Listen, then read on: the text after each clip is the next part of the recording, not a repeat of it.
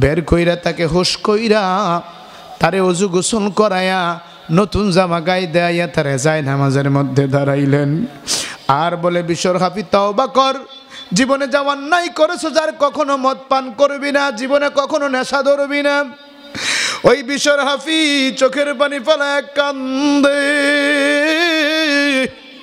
দেখে বলে আল্লাহর ওলি আল্লাহর কুতুব, হঠাৎ করে আপনি ওখান থেকে আমার আইনা আপনি গোসল করাইয়া নতুন জামা কাপড় গায়ে দেওয়াইয়া আপনি আমার যায় নামাজে দাঁড় করাইয়া তওবা করাইলেন, কারণটা কি? আল্লাহর ওলি ডেকে বলে তুমি বলো কি এমন কাজ করেছো যার কারণে আমার আল্লাহ তুমি বিশর হাফির উপরে রাজি খুশি হয়ে গেছে। ডাক দিয়ে বলে হাসান, আর এইখানে বসে থাকিস না, উঠে যা রে হাসান। ও হাসান বাজারে যা, ওই মদের দোকানে যা, যায়া খবর নেই বিশর হাফি নামে কোন মদখোর আছে, ওই মদখোরটাকে নিয়ে আয়, হোশ বানাইয়া ওযু কইরা তারে নামাজের মুসল্লায় দাঁড় করায়া দে।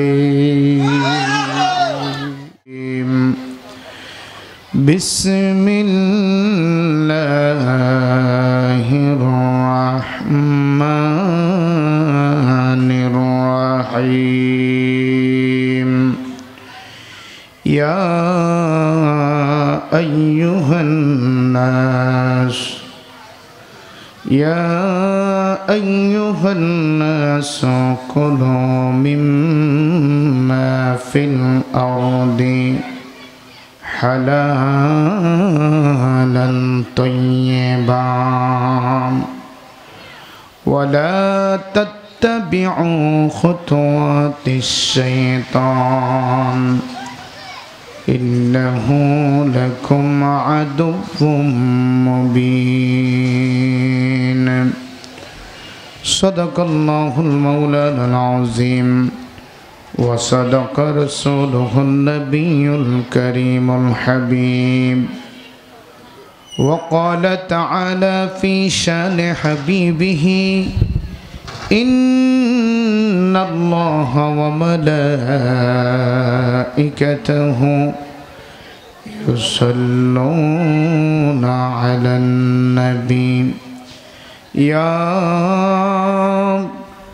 أيها الذين آمنوا صلوا عليه وسلموا تسليما اللهم صل على سيدنا مولانا محمد وعلى آل سيدنا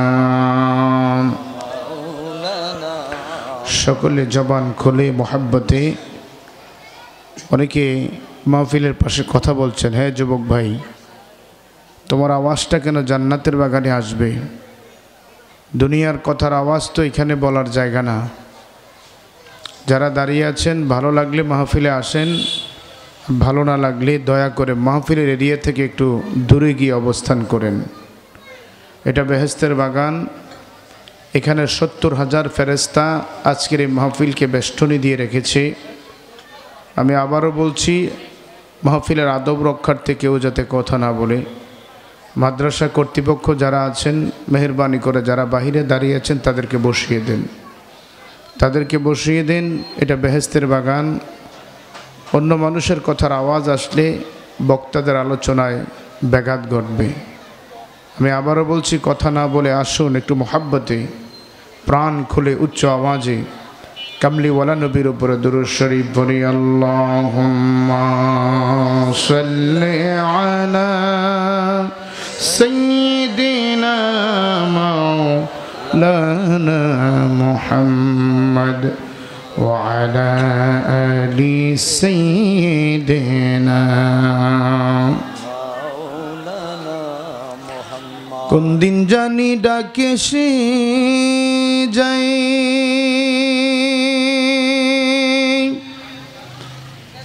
এই বাড়ি ঘর সারিতে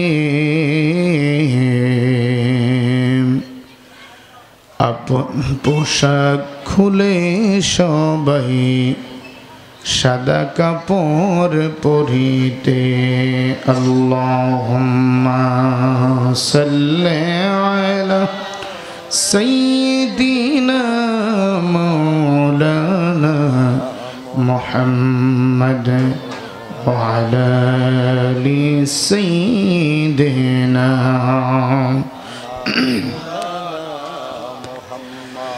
ডানে মাটি বামে মাটি এ মাটির হবে বিছানা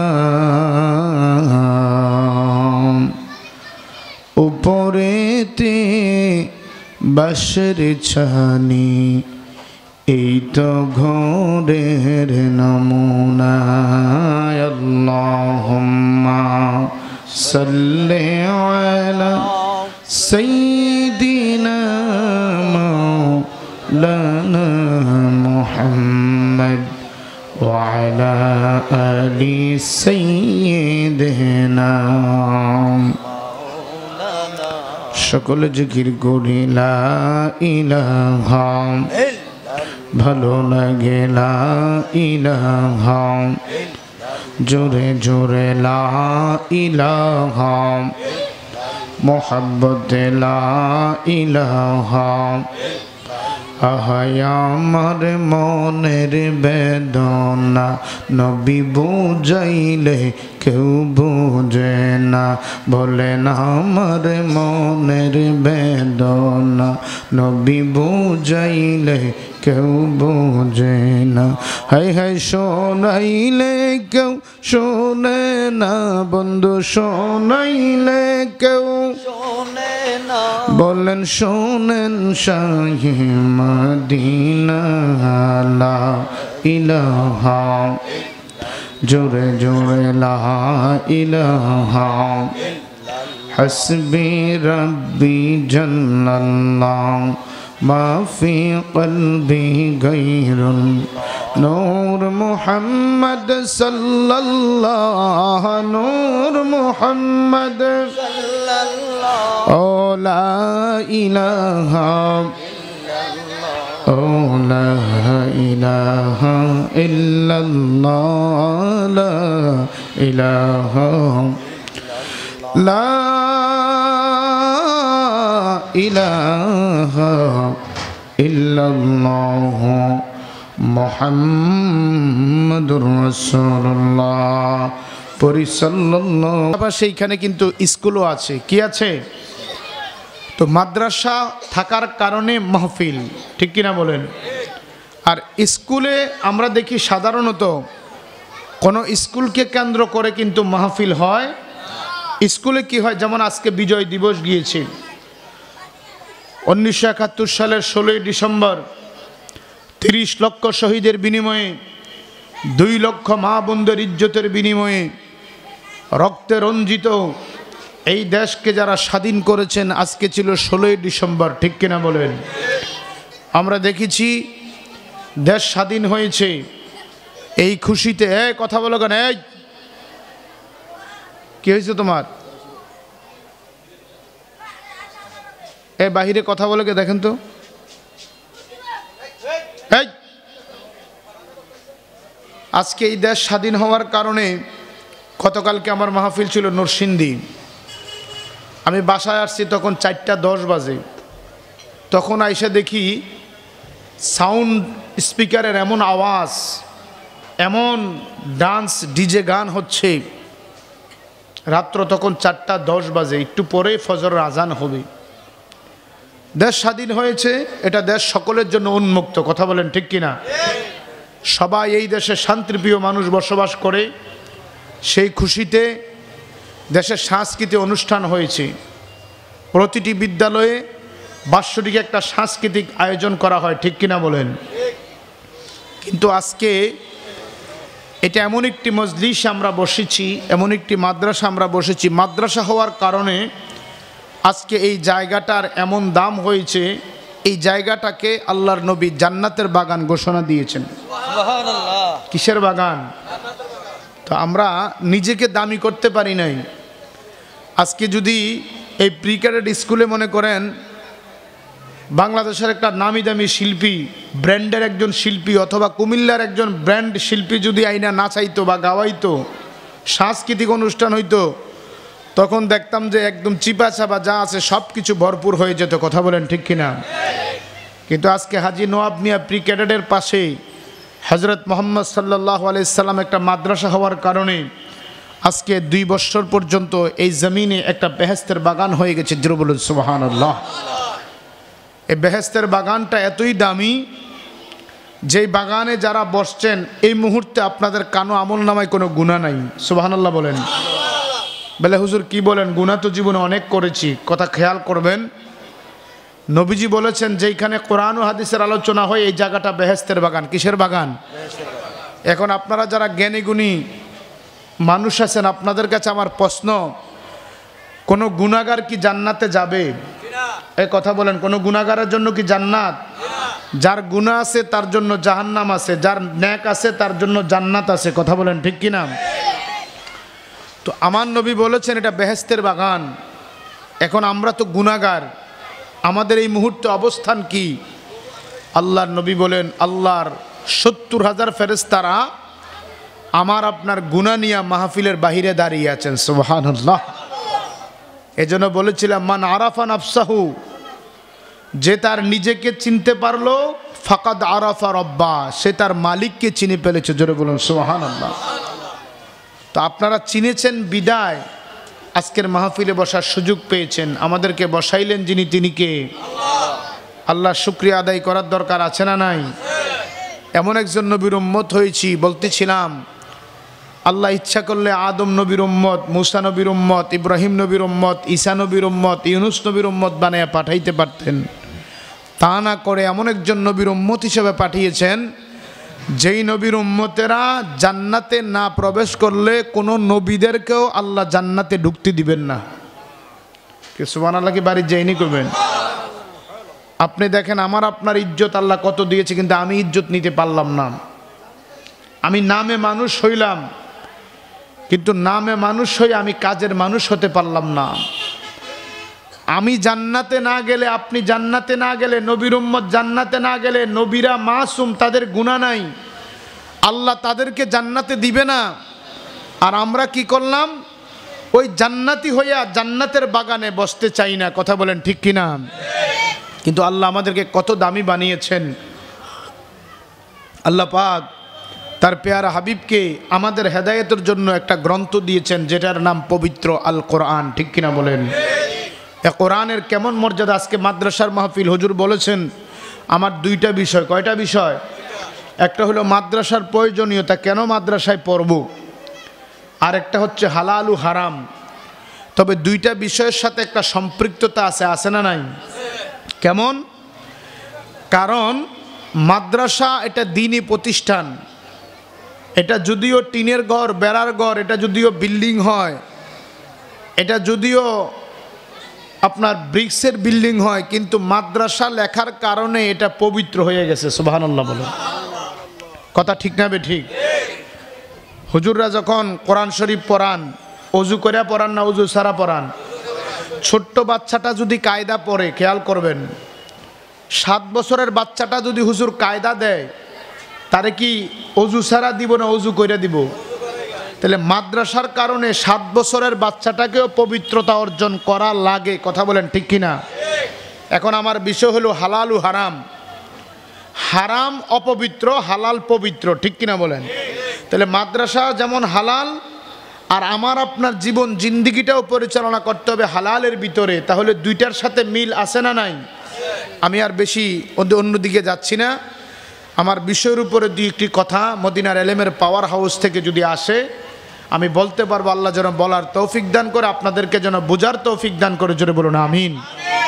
প্রিয় সুধী, বলতেছিলাম এই যে মাদ্রাসার মাহফিলে আমরা বসলাম, আল্লাহ পাক এই মাদ্রাসার মাধ্যমে আল্লাহর কোরআন ও হাদিসকে কিয়ামত পর্যন্ত জিন্দা রাখবেন। ঠিক কিনা বলেন?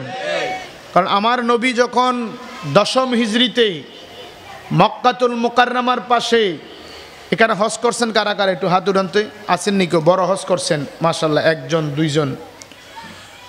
বড় হজে মক্কাতুল মুকাররমা অর্থাৎ মক্কা শরীফের পাশে একটা জায়গা আছে, নাম হইল আরাফা। নাম কি?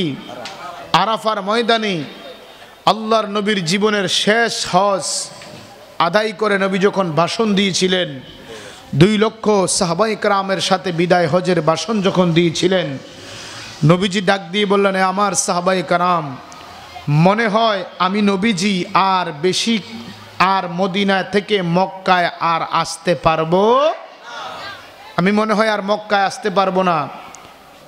হতে পারে এটাই আমার জীবনের অর্থাৎ জাহিরি জীবনের আমার শেষ হজ। সুবহানাল্লাহ বলেন না। আমি তোমাদের কাছে 2টা জিনিস রেখে যাচ্ছি, একটা হচ্ছে আল্লাহর লৌহে মাহফুজের কিতাব কালামে মাজিদ, আরেকটা হচ্ছে আমি নবীজির সুন্নতে মুস্তাফা সুন্নতে রসুল। এই 2টা জিনিস কিয়ামত পর্যন্ত যার কাছে থাকবে সেই আমার প্রকৃত উম্মত হবে, আল্লাহর প্রকৃত বান্দা হয়ে দুনিয়া ত্যাগ করবে। জোরে বলুন সুবহানাল্লাহ। তাহলে এই 2টা জিনিস, একটা আল্লাহর পক্ষ থেকে আরেকটা নবীর পক্ষ থেকে। কার পক্ষ থেকে? একটা আল্লাহর পক্ষ থেকে আরেকটা নবীর পক্ষ থেকে। আপনাদের কষ্ট হচ্ছে? কয়টা জিনিস? 2টা। জোরে বলুন কয়টা? 2টা জিনিস। কথা খেয়াল করবেন, একটা আল্লাহর পক্ষ থেকে একটা নবীর পক্ষ থেকে। তো আল্লাহ রাসূলকে যারা ভালোবাসবে তারাই কোরআনওয়ালা হবে, তারাই হাদিসওয়ালা হবে, ঠিক কিনা বলেন? যারা কোরআন ও হাদিস যাদের মধ্যে থাকবে, যারা মহব্বত করবে, ভালোবাসবে, এটার সংস্পর্শে যারা থাকবে, তারাই মূলত আল্লাহ এবং রাসূলকে ভালোবাসবে, ঠিক কিনা বলেন? আর আমি যদি মুখ দিয়ে শুধু সিক্কুর দেই আর যদি আমার কপালে আশেকে রাসূলের একটা টিকিট লাগাই রাখি, গায়ের মধ্যে যদি আমি কয়েকটা সিল দিয়ে দেই আমি আশেকে রাসূল, কিন্তু আমি নামাজে নাই, রোজায় নাই, হজে নাই, জাকাতে নাই, ওযুয়ে নাই, তাহারাতে নাই, আমি হালালে নাই, আমি আল্লাহর আইনের মধ্যে নাই, নবীর আদর্শের মধ্যে নাই, তাইলে আমি যদি 1000 সিলও আমার শরীরে লাগাই রাখি, জান্নাতে যাওয়ার কোনো সুযোগ আসেনি? তো এক ছেলে পরীক্ষা দিব, মায় গেছে হুজুরের কাছে দোয়ার লাগিয়া। কার কাছে? হুজুর আমার ছেলেটার বার্ষিক পরীক্ষা, আপনি একটু দোয়া করে দিয়েন। দোয়া করবেন আর একটা তাবিজ দিয়েন যাতে আমার ছেলেটা ফাঁস করে। কি দিয়েন? তাবিজ। কথা বলেন কি দিয়েন? তো হুজুরে আচ্ছা ঠিক আছে মা। এখন হুজুরে একটা কাগজ লইছে, সাদা কাগজ লইয়া হুজুরে কি জানি লেখে, মা তো মূর্খ মানুষ বোঝে না, তো হুজুরে লেখছে ভিতরে, তাবিজের ভিতরে যে লেখাটা আছে এটা পরে বলতে আসি। তো হুজুরে তাবিজটা লিখিয়া দিছে, দিয়ে কয় যাও মা তোমার ফুতেরে এটা গলাত দিয়ে দিয়ে আর পরীক্ষা দিতে কইও। এখন মাশাল্লাহ ফোলায় তো পরীক্ষা দিছে, জানুয়ারির প্রথম দিয়ে যখন রেজাল্ট দিছে চাইয়ে দেখে ফোলা সব বিষয়ে ফেল, সব বিষয়ে। মা কয় ওইল নাকি, আমরা হুজুরের কাছে গেলাম, একটা তাবিজ আনলাম, হুজুর আমারে কি তাবিজ দিল, একটা বিষয় তো আমার ফুতে ফাঁস করছে না। দৌড়ে গেছে হুজুরের কাছে, হুজুর আপনি আমার ফুতের কি তাবিজ দিলেন? ফোলায় তো মাশাল্লাহ সব বিষয়ে ফেল করছে। হুজুরে কয় তাবিজ যে দিছে এটা খুললা চাইছেন নি না গলাতে লাগাইছেন? কোনা হুজুর খুলছি না, গলাত লাগাইছে, একটু খুললা চান। তো হুজুরে লাগছে লিখলে পড়লে পাস করবে, না পড়িলে পাস করবে। তাবিজের ভিতরে লেখা, লেখাপড়া করলে পাস, না করলে ফেল। এখন মা কয় হায় রে, তাবিজে আর ফুয়ে কাম হইতো না যদি লেখাপড়া না থাকে। কথা বলেন ঠিক কিনা? তো আমার নবীর ভালোবাসা যদি আমাকে আপনাকে ধারণ করতে হয়, তাহলে আমার নবী এবং আমার আল্লাহর অনুসরণ অনুকরণ আমার আপনার ভিতরে পরিপূর্ণতা পাইলে আমি মুসলমান, আমি মুত্তাকি, আমি মুমিন, আমি আল্লাহওয়ালা। চিৎকার দিয়ে বলুন ঠিক না বেঠিক? প্রিয় ভাইয়ের আমার, আল্লাহর নবীর দরবারে একজন সাহাবী এসে বলে, ইয়া রাসূলুল্লাহ, ইয়া নবী আল্লাহ, কখন কিয়ামত হবে? হুজুর কিয়ামত কখন? আল্লাহর নবী বর্মান রে সাহাবী, কিয়ামতের কথা জিজ্ঞাসা করলে তুমি কিয়ামতের জন্য কি প্রস্তুত করেছ? সুবহানাল্লাহ বলেন না। তুমি আমার কাছে কিয়ামতের কথা জিজ্ঞাসা করলে কখন কিয়ামত হবে? রে সাহাবী তুমি কিয়ামতের জন্য কি প্রস্তুত করেছো? সাহাবী বলে, ইয়া রাসূলুল্লাহ, ইয়া হাবিবাল্লাহ, আমি তেমন কোনো কিছু প্রস্তুত করতে পারি নাই, তবে 2টা জিনিস আমি রেখেছি। একটা হলো আমার আল্লাহর ভালোবাসা, আর একটা হলো আমার নবী কামলিওয়ালার ভালোবাসা। কয়টা জিনিস? কয়টা জিনিস? তো নবীর সাহাবারা কি ওই লাইসেন্সের ভালোবাসা করছে না কামের ভালোবাসা করছে? এমন কাজ করছে যাদেরকে আমার আল্লাহর নবী বলেছেন আসহাবে কান নুজুম, আমার প্রতিটা সাহাবা হলো আল্লাহর আসমানের তারকার মতো। একটু জোরে বলুন না সুবহানাল্লাহ। আমার নবী বলে, রে আমার সাহাবী, তুমি বলেছো কিয়ামত কখন হবে, তুমি কিয়ামতের চিন্তা করো না। যেই ব্যক্তি দুনিয়াতে আল্লাহ এবং তার রাসূলকে ভালোবাসা কবরে যাবে, ওই লোকটার কিয়ামতের কোনো ভয় নাই, কারণ ওই লোকটা যার সাথে মহাব্বত থাকবে তার সাথে তারা হাসর হয়ে যাবে। প্রিয় ভাইয়ের আমার, সুধী মণ্ডলী, গভীর মনোযোগ। আজকে এই মাদ্রাসার মাহফিলে আমি আসলাম, আপনি আসলাম, কিন্তু আসতে মন চায় না, সন্তানকে মাদ্রাসায় দিতে মন চায় না। কিন্তু দেখেন এই মাদ্রাসার কালামে মাজিদের কত দাম। একদিন আল্লাহ রাব্বুল আলামিনের একজন ওলি ছিলেন, যার নাম হযরতে হাসান বসরি রহমতুল্লাহি আলাইহি, যিনি একদিন রাতের বেলায় রাস্তার পাশে কয়েকজন মানুষদেরকে নিয়ে আল্লাহর ওলি নসিহতমূলক আলোচনা করতেছে। একবার আওয়াজ করে বলা যাবে কি আল্লাহু আকবার। আল্লাহর ওলি হাসান বসরির জামানার ঘটনা। উনি রাস্তার পাশে রাতের বেলায় কয়েকজন মানুষদেরকে নিয়ে, মুসলমানদেরকে নিয়ে উনি আলোচনা করে, ওয়াজ নসিহত করে। ওয়াজ নসিহতের এক পর্যায়ে উনি বলে, রে আল্লাহর বান্দা, আল্লাহর কোন বান্দা যদি আল্লাহর কালামে মাজিদের সূরা, আল্লাহর কালামে মাজিদের আয়াত পড়ার আগে যেই মানুষ বিসমিল্লাহির রহমানির রহিম এই শব্দটা যে আমরা প্রথমে উচ্চারণ করি, কোরআন শরীফ পড়তে, হাদিস শরীফ পড়তে আমরা বিসমিল্লাহ বলি কি বলি না? কথা বলেন বাবা, বলি কি বলি না? আল্লাহর ওলি ওয়াজ করে, দুনিয়ার কোন মানুষ যদি এই বিসমিল্লাহ শরীফের ইজ্জত করে, আমার আল্লাহ তাকে দুনিয়া আখিরাতে সম্মানিত দান করে। বলেন সুবহানাল্লাহ। কিসের ইজ্জত করলে? বিসমিল্লাহর। কথা বলেন, এই মনোযোগ দেন, অ্যাটেনশন প্লিজ, একটু খেয়াল করেন। যারা বসছেন বসাটা কাজে লাগান, এদিক সেদিক তাকাবেন না। হাসান বসরি ওয়াজ করতেছেন, কেউ যদি বিসমিল্লাহ শরীফের ইজ্জত করে, আল্লাহ দুনিয়া এবং আখিরাতে তাকে সম্মান দিবে। জোরে বলুন সুবহানাল্লাহ। কি পুরা কোরআন শরীফের না শুধু বিসমিল্লাহর? কথা বলেন। শুধু বিসমিল্লাহর যদি কেউ ইজ্জত দেয়, সম্মান দেয়, আল্লাহ তাকে সম্মানিত করেন। জোরে বলুন সুবহানাল্লাহ। ওই আল্লাহর ওলি যখন রাস্তার পাশে ওয়াজ করেন, নসিহত করেন, ইন দি মিন টাইম রাস্তা দিয়ে একজন ব্যক্তি চলমান ছিল, রাস্তা দিয়ে যায়, যার নাম ছিল বিশর হাফি। ওই জামানার সবচেয়ে বড় খারাপ লোক ছিল। 24 ঘন্টায় মদের আখড়ায় পড়ে থাকতো, মদের বারের মধ্যে পড়ে নেশা করত। হঠাৎ করে রাস্তা দিয়ে যায়, ওয়াজ শুনলেন, কানের মধ্যে এই কথাটা গ্রহণ করাইলেন। হুজুর বলেছেন, কোন মানুষ যদি বিসমিল্লাহ শরীফের ইজ্জত দেয়, আমার আল্লাহ তাকে সম্মানিত করে দেয়। সুবহানাল্লাহ। বিশর হাফি যখন কথাটা শুনলেন, এটা ওনার ব্রেইনে রাখলেন, কানের মধ্যে ঢুকিয়ে রাখলেন। কয়েকদিন পরে রাস্তা দিয়ে যায়, রাতের বেলায়, প্রতিদিন রাতে সে মদের বারে যায়, মদ খাইতে যায়। সারাদিন বাড়িতে ঘুমায়, রাতের বেলায় যায়, রাস্তা দিয়ে যায়, পূর্ণিমার চাঁদের আলো। হঠাৎ করে দেখে রাস্তার পাশে ছোট্ট একটা কাগজের টুকরা পড়ে আছে। কাগজটাকে পরিষ্কার করলেন, ধুলোবালু যাইরা হাতে নিয়ে দেখেন ওই কাগজের মধ্যে বিসমিল্লাহির রহমানির রহিম লেখা আছে। ওই যে কয়েকদিন আগে আল্লাহর ওলির জবানে শুনেছে, কেউ যদি বিসমিল্লাহকে ইজ্জত করে, আমার আল্লাহ তাকে ইজ্জত দেয়। কথাটা শোনার পরে বিশর হাফি এই কাগজটাকে চুমা দিলেন, বালিগুলা পরিষ্কার কইরা বুকে লাগাইলেন, মুখে চুমা দিলেন, আর ওই দিকে না যাইয়া আবার ফিরতে বাড়িতে চলে গেছেন। সুবহানাল্লাহ। বাড়িতে যাওয়ার পরে দরজা খোলার জন্য মাকে ডাক দিলেন, মা দরজা খুলো। মা বলে, কিরে কে আসলো অসময়ে দরজা খোলার জন্য?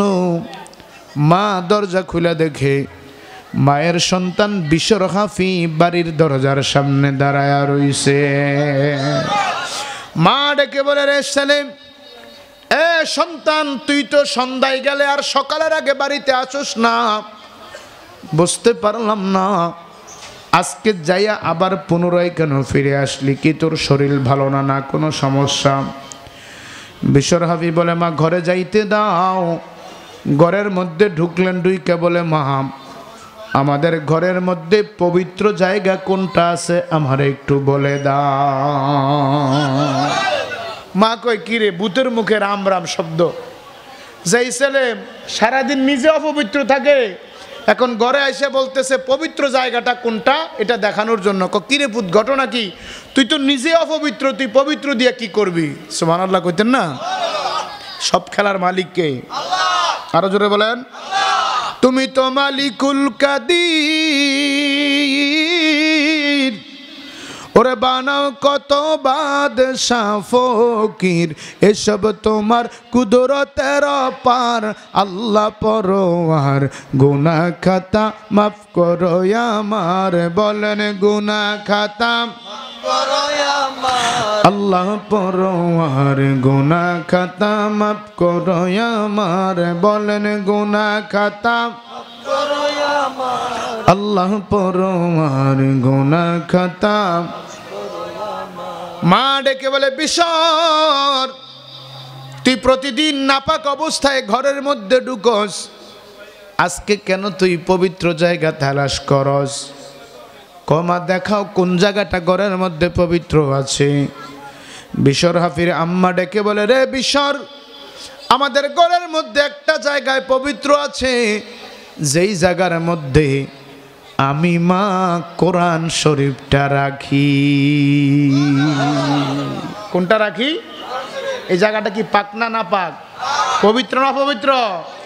আল্লাহর কোরআনের কত দাম! 20 টাকা দিয়ে যদি একটা রেহাল কিনেন, ওই রেহালটার মধ্যে যদি কোরআন শরীফ রাখা হয়, ওই রেহালটা যদি পায়ের মধ্যে লাগে, আমরা মুসলমান চুমা দেই, বুকে লাগাই। কথা বলেন ঠিক কিনা? কিন্তু 1 লক্ষ টাকা দিয়া সেগুন গাছের খাট দিয়া যখন আপনি ঘুমান, কত পা লাগে, কত লাথি লাগে, কত মাথা লাগে, এটার ইজ্জত নাই। কিন্তু আমার আল্লাহর কোরআনে কারিমের বদৌলতে আমার আল্লাহ ছোট্ট রেহালটাকেও মানুষের মাথার উপরে রাখে। ঠিক কিনা বলেন?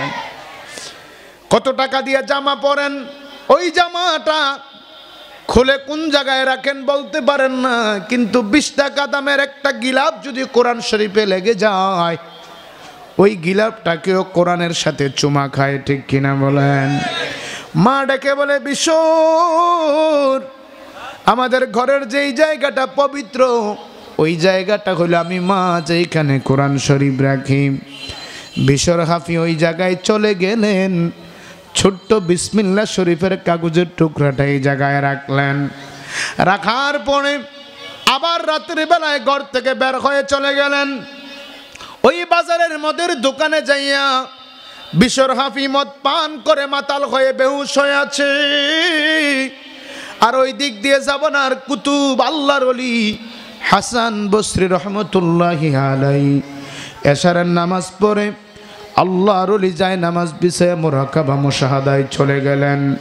মুরাকাবায় যখন বসে আল্লাহর প্রেমে মশগুল হয়ে গেছে, আমার আল্লাহ ডাক দিয়ে বলে, হাসান, আর এইখানে বসে থাকিস না, উঠে যা রে হাসান।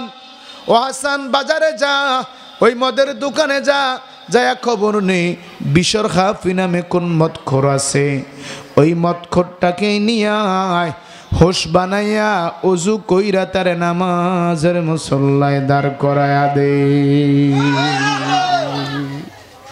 আল্লাহর ওলি হাসান বসরি আশ্চর্য হয়ে গেলেন। গায়বী এলান যখন পেলেন, সাথে সাথে যাই নামাজ থেকে উঠে চলে গেলেন বাজারে।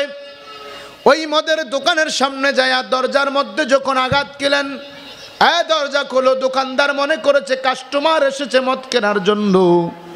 যেই মাত্র দরজা খুললেন, কইলা দেখে জবানার কুতুব আল্লাহর ওলি মদখোরের দোকানের সামনে দাঁড়ায়া রইছে।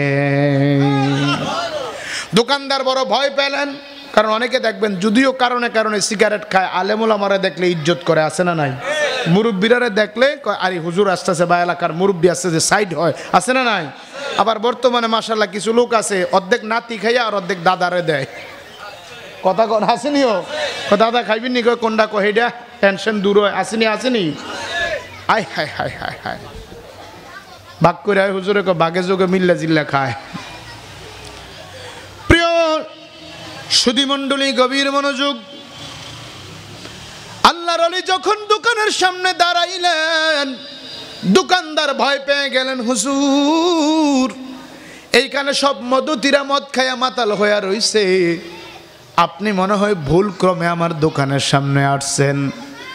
এই দোকানের কাছে দিয়ে আপনি আসবেন না, আসার কথা না। হুজুর আপনি মসজিদের ইমাম সাহেব, আপনি মসজিদে যান অথবা খবর। দোকানদার ডেকে বলে, মদের দোকানদার ডেকে বলে, হুজুর কি বলেন, আপনি আমার কাছে কেন আসলেন? এই জন্য তোমার কাছে আসছি, তোমার দোকানে একটা কাস্টমার আছে যার নাম বিশর খাফি, আছে নাকি নাই? কয় আছে। কয় কোথায় আছে? কয় মদ খাইয়া মদের বারের মধ্যে মাতাল হইয়া পড়ে গেছে। আল্লাহর ওলি হাসান বসরি ডাক দিয়ে কয়, রে মদের মালিক, মদের দোকানের মালিক, আমারে নিয়ে যা, আমি বিশর হাফির কাছে যাব। উনি চলে গেলেন বিশর হাফির কাছে, তাকে ওইখান থেকে বের করলেন। বের কইরা তাকে হুশ কইরা তারে ওযু গোসল করায়া নতুন জামা গায়ে দেয়া তারে যায় নামাজের মধ্যে দাঁড়াইলেন। আর বলে, বিশর হাফি তওবা কর, জীবনে যাওয়ার নাই করেছো যার কখনো মদ পান করবি না, জীবনে কখনো নেশা ধরবি না। ওই বিশর হাফি চোখের পানি ফেলায় কান্দে, দেখে বলে, আল্লাহর ওলি, আল্লাহর কুতুব, হঠাৎ করে আপনি ওখান থেকে আমার আইনা, আপনি গোসল করাইয়া নতুন জামা কাপড় গায়ে দেওয়াইয়া আপনি আমার যায় নামাজে দাঁড় করাইয়া তওবা করাইলেন, কারণটা কি? আল্লাহর ওলি ডেকে বলে, তুমি বলো কি এমন কাজ করেছো যার কারণে আমার আল্লাহ তুমি বিশর খাফির উপরে রাজি খুশি হয়ে গেছে? চোখের পানি ছেড়ে দিয়ে বলে, হুজুর আমি বড় মদখুর, আমি বড় মাতাল, আমি বড় নেশাখুর। তবে কয়েকদিন আগে আমি রাস্তা দিয়ে যাই, আপনি ওয়াজ করতেছিলেন কোন মানুষ যদি বিসমিল্লাহ শরীফের ইজ্জত করে আমার আল্লাহ তাকে সম্মান দেয়। হুজুর আপনার কথাটা শোনার পরে আমি রাস্তা দিয়ে যাওয়ার সময় একটা কাগজের টুকরা পাইলাম। কাগজের টুকরাটা পাইয়া আমার হাতে নিলাম, হাতে নিয়ে দেখি বিসমিল্লাহ শরীফ লেখা আছে। আল্লাহু আকবার, চিল্লে বলেন আল্লাহু আকবার, মোহাব্বতে বলেন ইয়া রাসূলুল্লাহ, চিৎকার দিয়ে বলেন না মারহাবা। হুজুর আমি ছোট্ট কাগজের টুকরাটা পাইয়া আপনার ওয়াজ শুনিয়া বিসমিল্লাহর তাজিম করেছি, এইটা ছাড়া আমার জীবনে আমি আর ভালো কোনো কাজ করি নাই। আমার আল্লাহ ডাক দিয়া কয়, হাসান, যেই ব্যক্তি ময়লা পরিষ্কার কইরা আমি আল্লাহর কালামে মাজিদের বিসমিল্লাহর ইজ্জত করেছে, আমি আল্লাহ ময়লার নাম থেকে, অপবিত্র নাম থেকে, এলাকার নেশাখোরের নাম থেকে আমি আল্লাহ তার নামটাকে, তার দেহটাকে পরিষ্কার কইরা আমি আল্লাহ তাকে পবিত্র বানায়া দিলাম। ওই লোকটা আল্লাহর ওলি বিশর হাফি একদিন একজন বড় মাফের আল্লাহওয়ালা হয়ে গেছে। জোরে বলুন সুবহানাল্লাহ। কার ইজ্জত করেছে? কার ইজ্জত করেছে? বিসমিল্লাহর ইজ্জত করার কারণে যদি আল্লাহ পাক এই একটা নেশাখোর মদখোরকে যদি আল্লাহওয়ালা বানাইতে পারে, আমার আপনার সন্তানকে যদি আমি আপনি মাদ্রাসায় পড়াই, যদি কালামে মাজিদ যদি তাকে শিক্ষা দেই, তাহলে আমাকে আপনাকে ইজ্জত দিবেন কে? সবাই তো বলতে হবে, বলেন না কে? ভাইয়ের আমার, তো ছেলে আমি মাদ্রাসায় পড়াবো কিভাবে? আমার ইনকামটাও তো, আমার খাবারটাও তো, আমার চলাটাও তো হালাল হতে হবে, ঠিক কিনা বলেন? তেল আর পানি কখনো কি মিশ্রিত হয়? দেখতে একরকম হলেও এটা কখনো এক হয় না।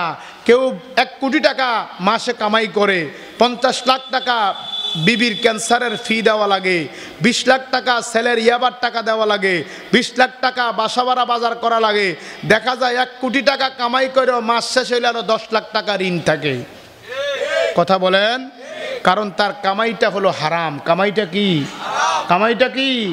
আর দেখবেন একটা হালাল কামাইওয়ালা সে যদি মাসে 20,000 টাকাও বেতন পায়, তাকে ইউনাইটেড হাসপাতালে যাওয়া লাগে না, তাকে মাদ্রাজে চেন্নাই অ্যাপোলো হসপিটালে যাওয়া লাগে না। তার 20,000 টাকা ঘর ভাড়া, সন্তানের লেখাপড়া, বাজার খরচ করার পরেও মাস শেষ হলে 1,000 টাকা করে রাখার সার শক্তি আছে, ঠিক কিনা বলেন?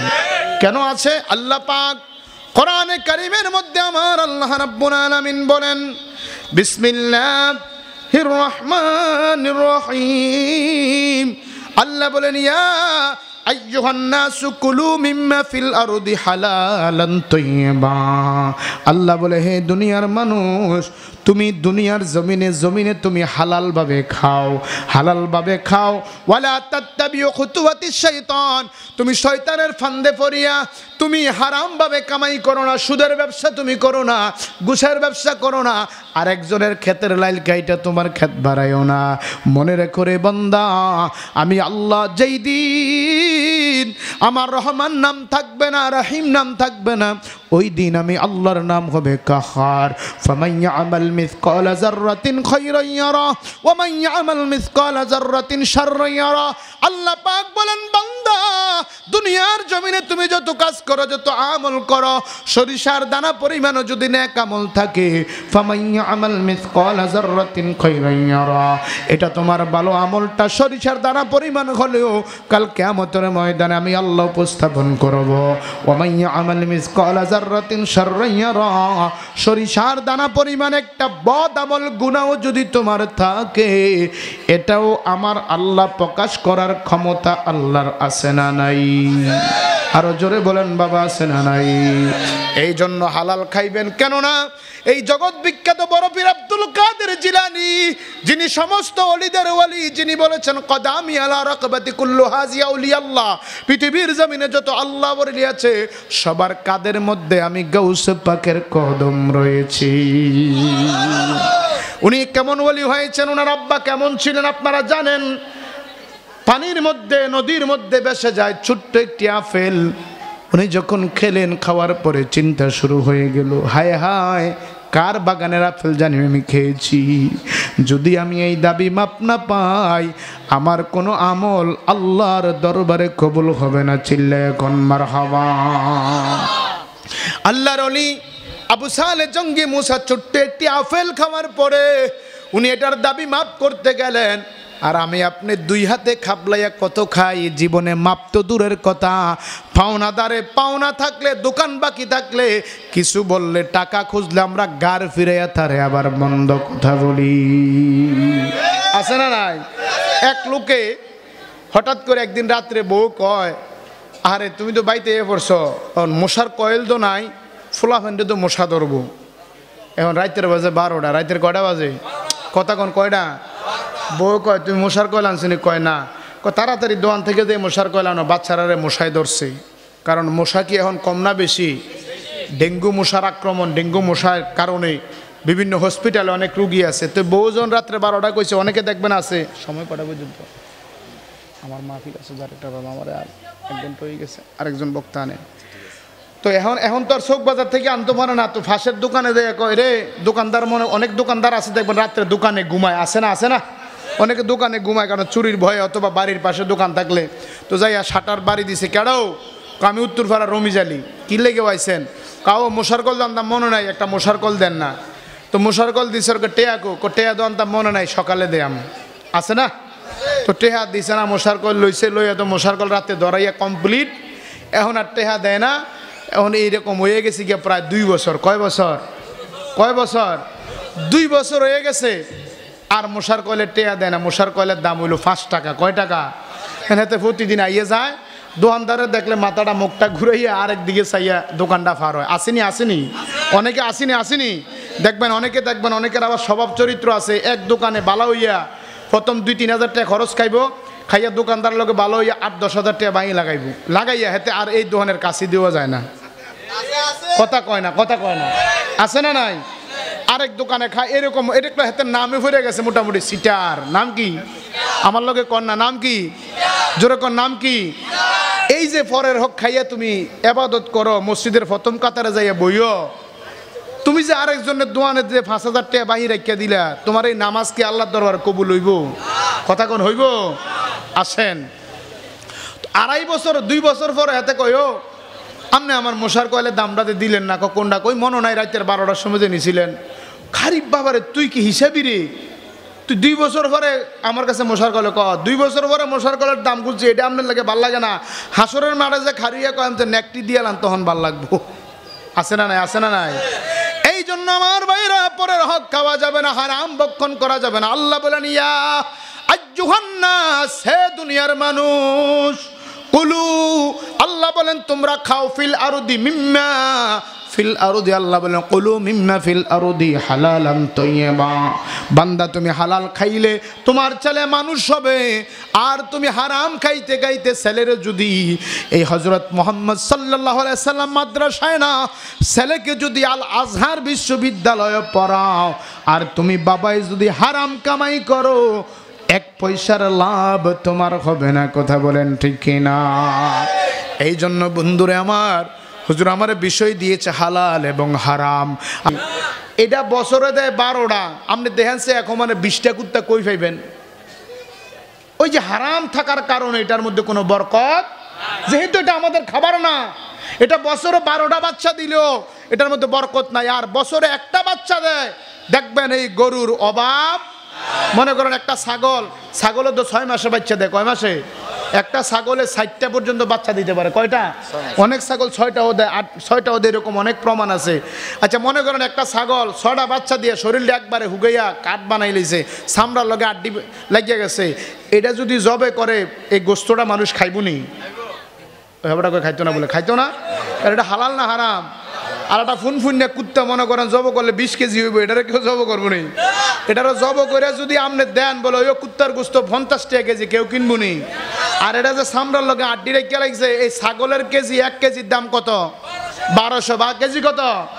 এটা লাগিয়া গেল, এটা 1200, কারণ এটা হালাল। এটা কি কথা বল? এটা কি? আর কুত্তার গোস্ত এটা আরো যত তরতাজা হোক, এটা কোনো মুসলমান খাবে?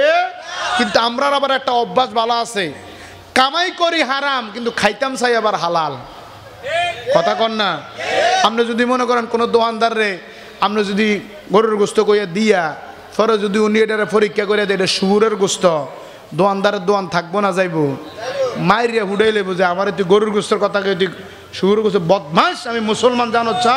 তো শুয়োর গোস্ত যেমন হারাম, সুদ খাওয়াটাও সবাই কইছে না, কিন্তু সুদ খাওয়াটাও, ঘুষ খাওয়াটাও, পরের হক খাওয়াটাও। এই জন্য আমার ভাইয়েরা, যারা হারাম খায়, হারাম ভক্ষণ করে, হারাম উপার্জন করে, আল্লাহর নবী বললেন দুনিয়া আখিরাতে তার 8টা ক্ষতি হয়ে যাবে। কয়টা? যারা হারাম উপার্জন করে, হারাম টাকা দিয়া যারা দুনিয়ায় চলে, তাদের দুনিয়া আখিরাতে 8টা ক্ষতি হবে। কয়টা ক্ষতি? 1 নাম্বার, আমি ব্যাখ্যা দেব না, কথাগুলো শুনেন, আপনাদের কাজে লাগবে, আল্লাহ বোঝার তৌফিক দান করে, বলেন আমিন। 1 নম্বরে কামাই রুজিতে কোনো বরকত আসবে না। ওই যে বলছিলাম 1 কোটি টাকা মাসে কামাই করে 50 লাখ বিবির চিকিৎসা, 20 লাখ হইলো ফুলার নেশার টাকা, আর 20 লাখ হইলো বাজার খরচের টাকা, 10 লাখ টাকা হইলো বাসা ভাড়া, আর হইলো মনে করেন যে এভরিথিং খরচ, মাস শেষ হয়ে আরো 10 লাখ টাকা ঋণ আছে না নাই? এই জন্য যারা হারাম কামাই করবে তাদের টাকা পয়সা রুজির মধ্যে কোনো বরকত আসবে। 2 নম্বরে নবীজি বলেন অনিবার্যভাবে ধ্বংস। যেমন যারা সুদের ব্যবসা করে, অনেকের গায়ে কষ্ট লাগবো, তবে আমি আপনাদের ইমাম, সঠিক কথা বলতে হবে। আমি মসজিদে কিন্তু আমি ডাইনে বামে চাইয়া কথা কই না। অনেক ইমাম সাহেব আছে যে মসজিদের সভাপতি সেক্রেটারি যদি এই কোম্পানি হয়, হুজুরের ওয়াজও ফালডাই এলায়। আমার কাছে আবার এটা নাই, কারণ আমার রিজিকের মালিক কে? আস্তে কন। আমার রিজিকের ফয়সালা কার কাছে? নাকি মসজিদের সভাপতি সেক্রেটারির কাছে? এর লাগে দেখবেন আমারও, আপনারা যদি কোনো সময় আমার এনে জুমা পড়েন, যারা পড়ে দিকেন, আমি কোনো ছাড় দিয়ে কথা কই না। কোনো লাল মিয়ার ভূত কালা মিয়ার ভূত আমার কাছে মুসল্লি সব সমান, যদি আমার বাবাও হয়, ঠিক কিনা বলেন? এটা আমার চাকরিগত জীবন থেকে আমি যেই মসজিদে গিয়েছি আমি মিম্বারে দাঁড়িয়ে বলেছি, যদি আমার ভালো না লাগে এক সপ্তাহ আগে বলে দিবেন, এর পরের সপ্তাহ দেখবেন আমি আসসালামু আলাইকুম ওয়া রাহমাতুল্লাহ। কারণ আমি আমনে ঘরে তেল দিয়া মালিশ করিয়া আমি কামাই করে আমার জিভুতরে কামাম, জিভুত ধ্বংস, মা বাবা ধ্বংস, আমার জীবনও ধ্বংস, ঠিক কিনা বলেন? বলতেছিলাম যারা সুদ খায়, যারা সুদ খায়, ঘুষ খায়, তারা 40 বছরের মধ্যে একেবারে ধ্বংস হয়ে যাবে। কয় বছর? হাদিস শরীফের কথা আমি আমার নিজের চোখে দেখেছি। আমি নাম বলবো না, অনেক লোক আছে সুদে কারবার করত, দৈনিক সুদ, গন্ডি সুদ, মাসিক সুদ, নাউজুবিল্লাহ কি ভাই জেনি করবেন, কিন্তু এখন নারায়ে তাকবীর, নারায়ে রিসালাত, বিশেষ বক্তার আগমন, হযরত মাওলানা আলহাজ আব্দুল মান্নান সাহেবের আগমন, সকলে বলি মারহাবা। হাদিস শরীফে আছে যারা সুদের কারবার করে 40 বছরের মধ্যে এই সুদেওয়ালা ধ্বংস হয়ে যাবে। এজন্য নবীজি বলেছেন, আমি আজকে হাদিস শরীফটা দেখছি, 2 নম্বরে নবী বলেছেন অনিবার্য ধ্বংস, অনিবার্য ধ্বংস। 3 নম্বরে আল্লাহ নবী বলেন যারা হারাম উপার্জন করে, আল্লাহ তার রাসূল সে যেন আল্লাহ এবং তার রাসূলের সাথে যুদ্ধ ঘোষণা করেছে। নাউজুবিল্লাহ বলেন না। যে ব্যক্তি হারাম উপার্জন করে চলে, সে যেন আল্লাহ তার রাসূলের সাথে যুদ্ধ ঘোষণা করলো। এবং 4 নম্বরে যে ব্যক্তি হারাম কামাই করে আল্লাহ তার উপর অসন্তুষ্ট থাকে। 5 নম্বরে হারাম উপার্জনকারীর উপর আল্লাহর রাসূলের অভিশাপ থাকে, নবীজির অভিশাপ, লানত। নবীজি বলেন যারা হারাম কামাই করে, এটার একটা হাদিস শরীফ পেয়েছিলাম, আল্লাহ নবীজি একদিন বাজারে গেছে, খেজুর বিক্রি করে সাহাবারা, কি বিক্রি করে?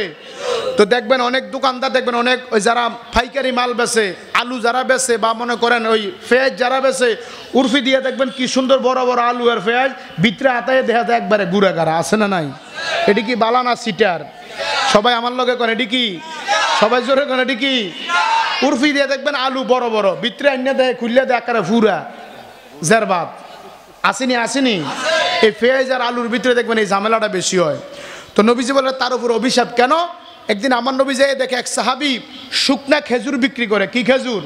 তো শুকনা জিনিস আর ভিজা জিনিসের মধ্যে ওজনে পার্থক্য হয় না? ভিজা যেটা এটার ওজন বেশি, আর শুকনা যেটা এটার ওজন কম। আল্লাহ নবীজি দেখে যে একটা সাহাবী খেজুর বিক্রি করতে আছে, তার শুকনা খেজুর। আমার নবীর সন্দেহ হয়েছে, কারণ আমার নবী তো গায়েবকে খবর দেনেওয়ালা, জাননেওয়ালা, জোরে বলুন সুবহানাল্লাহ। আল্লাহ নবী কয়, সাহাবী এটা কি খেজুর? কয় ইয়া রাসূলুল্লাহ শুকনা খেজুর। নবীজি খেজুরের বস্তার মধ্যে হাত ঢুকাই দিছে, ওমা হাত ঢুকাই দেখে নিচের খেজুরটি ভিজা। নিচের খেজুরটি কি? তখন আমার নবী বলেন যেই ব্যক্তি ভেজাল দেয়, যেই ব্যক্তি ধোঁকা দেয়, সে ফালাইসা মিন্না, সে কখনো আমার উম্মত হতে পারে। এই জন্য যারা হারাম উপার্জনে কামাই, মান গাসসা ফালাইসা মিন্না, নবী বলেন যে ব্যক্তি ধোঁকা দিল আমার উম্মতকে, সে কখনো আমার উম্মত হতে পারে না। সুবহানাল্লাহ কি আসতে না জোরে? এরপরে 6 নম্বরে কবরে শাস্তি। কবরে রাখা মাত্র ওই বান্দার শাস্তি শুরু হয়ে যাবে। কোথায় রাখলে? কোথায় রাখলে? কবরে রাখা মাত্র তার শাস্তি শুরু হয়ে যাবে। 7 নম্বর, যারা হারাম উপার্জন করে তাদের দান সাদকা কবুল হয় না। দেখবেন, আর কইতাম নি, এদিকে যাইতাম নি, জনাব 2 লক্ষ টাকা, ওটা কি তো কলমে রাখা দিয়ে লইয়া লাইছে 5 লাখ। আসিনি আসিনি? ওই তাড়াতাড়ি দেন, আসর আজান দিয়ে লাইছে, জামাতে যাইতে হবে, টেবিলের তলে দিয়ে দিছে 10 লাখ। ওটা গোশ লইয়া বাইতে বলছে, নামাজও ঠিক। এই বেটা দান করলে এই দান আল্লাহর দরবারে কবুল হবে। আর আছে কয়টা? একটা। 7 নম্বর। 8 নম্বর, আল্লাহ পাক আখেরাতে অপমানদায়ক শাস্তি দিবেন। শাস্তি হবে, তবে অপমানের সহিত শাস্তি। কিসের সহিত?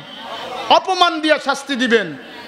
দেখুন অনেক সময় দেখবেন সুরের দৈরা পুলিশে দিয়ে দেয়, আবার সুরের দৈরা আগে নিজে কন্যা এলো, কন্যা এসে আবার পুলিশও দেয়, আছে না?